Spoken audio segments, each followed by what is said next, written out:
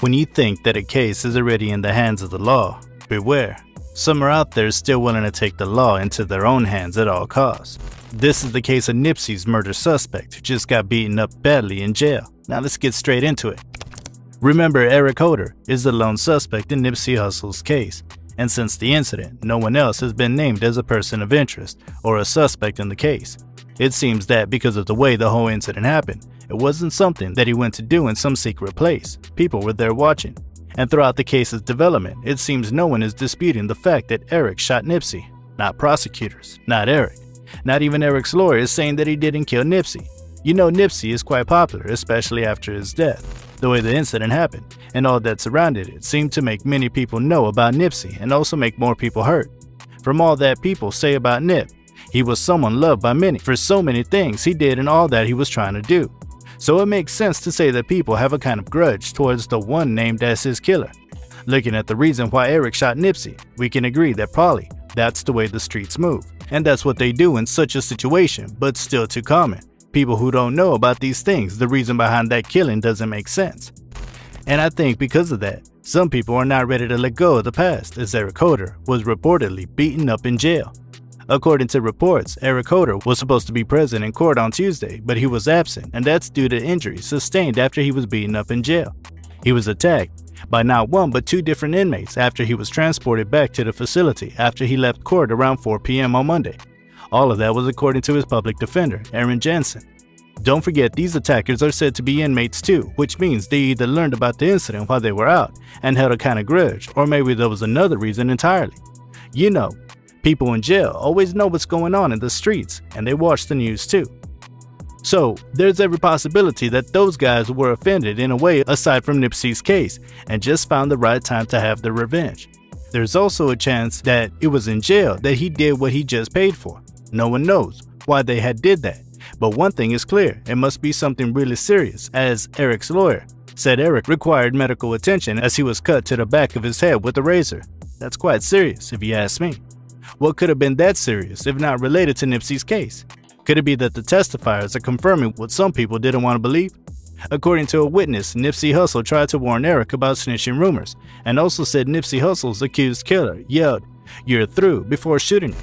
As it stands now, a lot of people are speculating that he got beaten up because of Nipsey. You know, there's usually an expectation of retaliation when something like this happens. Usually, police pay attention to cases of gun violence, especially when it has something to do with gangs. They watch out for shootings after the initial ones, and that's because forgiveness is rare, if at all it exists between these guys. So when Eric was reportedly beaten seriously, a lot of people think that's a get back for what he did. It wasn't a simple beating, as his public defender said. His face is swollen, and his eye is swollen. One can only imagine what the face will look like right now. At first, when the court session was canceled, no one had a clear picture of what was going on. Los Angeles County Superior Court Judge H. Clay Jack told jurors on Tuesday the day's session was canceled due to unforeseen circumstances and asked them to return Wednesday unless they hear otherwise. You know, anything could be an unforeseen circumstance.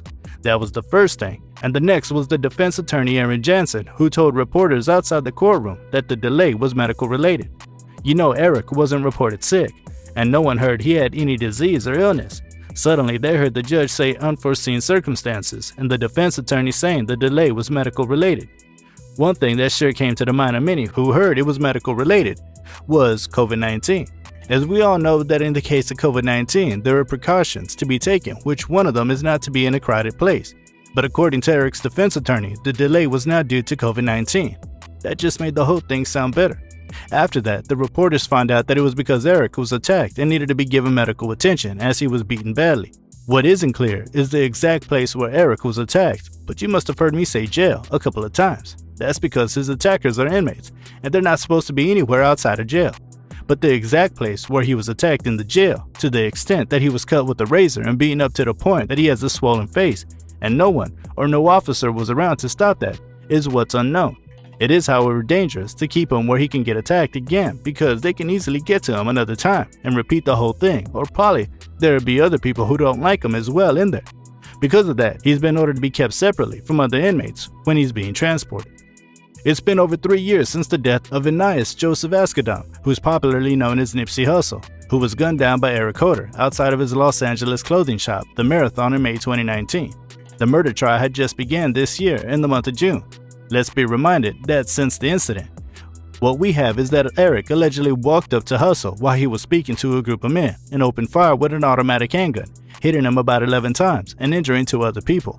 The reports claim there's a video that shows Eric Holder kicking Hustle's head while he was on the ground bleeding. The video and witnesses there around would make it impossible to deny the fact that Eric shot NIPSEY, and so his defense attorney admitted in his opening remarks in court that his client did shoot Hustle but denied that it was premeditated. Well, I don't know about the law, but I think that word premeditated means the same thing literally, which means something planned in advance. According to the story, it doesn't look like Eric came there to kill NIPSEY. Here's what the defense attorney Jensen told jurors. He said, "This is a case of heat of passion. Hustle made an accusation against Mr. Holder that he was a snitch. If you remember the story well, it says NIPSEY saw Eric and told him to be careful. He said he heard people saying that he's cooperating with the feds and thereby snitching. If that story was true, that doesn't sound like an accusation. And you know, there were people there who could hear them talk. Accusing someone of being a snitch isn't something that could be said lightly and taken lightly either. But from the story, Eric didn't seem upset after his conversation with NIPSEY.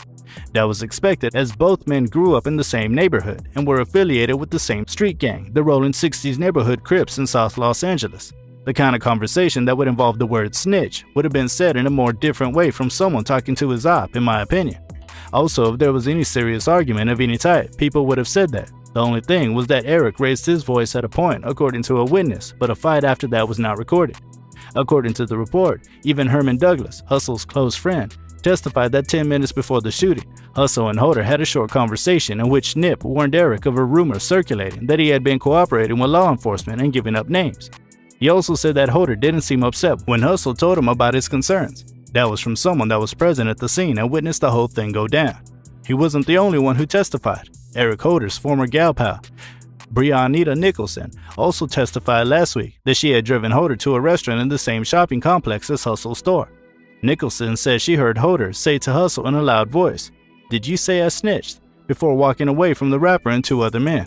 That might have been Eric getting upset and no one noticed, but the only thing that was noticed by Nicholson was that after Hustle and Holder talked, Holder got back into the car and asked her to drive around the block twice.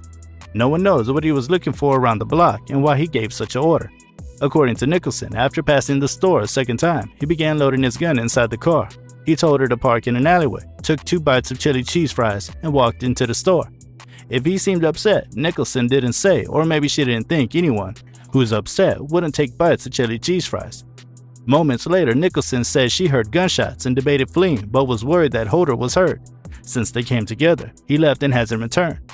A few minutes later, he got back into the car and yelled at her to drive away from the alley and saw him put 2 guns in a bag. Nicholson, who was intimate with Holder, but had only known him for a month, said she didn't realize Holder might have been involved in the shooting until after he spent the night and saw news reports of Hustle's death. That was from another who in summary didn't think Eric was going to do what he did, and that's because he didn't look like it. Well, hopefully Eric Holder recovers soon and continues his trial in court. If convicted, Holder faces the possibility of life in prison. When court resumes, Holder's defense is expected to call 2 witnesses to the stand and take less than a day before closing arguments. At the end of everything, the judge would decide what should happen to Eric for the crime he's committed. But for now, do let me know what you think about the situation in the comments section. Do you think Eric's attack was because of NIPSEY's case, or it could be something else? Hey you, you liked the video? Great, we got another one for you that we guarantee you'll like, and all you have to do is click on the screen. It's free and without any hidden fees, but you have to click on it fast because this message is self-destruct in 5 seconds.